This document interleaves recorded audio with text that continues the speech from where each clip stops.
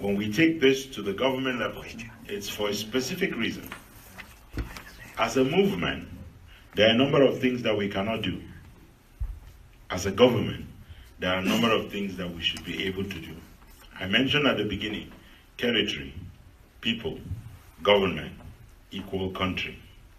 So once we get a country, every country has a right to its own army, to its own police force, to its own policy on trade. And so what Mr. Biya needs to know is that when we get our government will start entering into defense treaties with other governments. Our own government will be exactly as all other governments. It will have a right to the monopoly of violence. Our government will have a right to defend our territory. Our government will have a right to protect our people. They will use the instruments that every government in the world uses to defend their people. That is something that a government does, that movements don't. Our government will have a right to go and negotiate with other governments. Movements don't do that. Our government will have a right to apply to join the Commonwealth and to ask that Cameroon be dismissed from the Commonwealth for joining under false pretext and for doing everything to destroy Commonwealth values. Our government will have a right to apply to join ECOWAS and to be part of the ECOMOG force. And if Mr. Biya likes the ECOMOG, he can ask the former dictator of the Gambia how it feels to be driven out of presidential palace.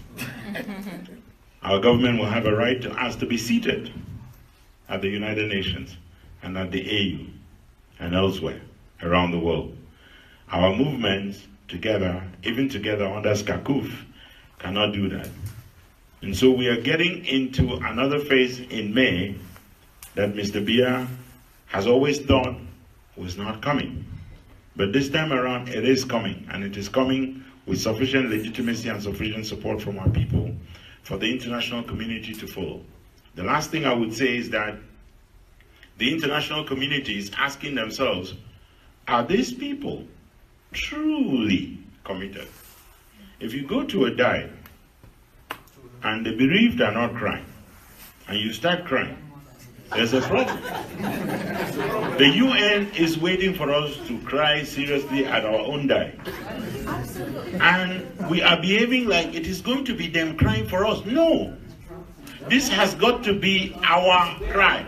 And that is why there are some amazing people here in Atlanta. Frankly, when they say you've been back and all of that, when people drive from here to New York to attend a rally and drive back home, that is commitment.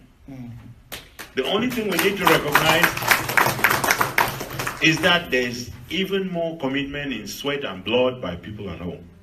And on their behalf, and because they cannot do what we must do now, we need all of us to do what Kwame Nkrumah did for Ghana from out of this country.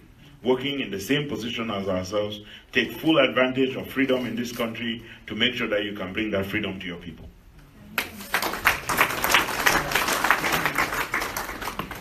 I took down some names, so I'm going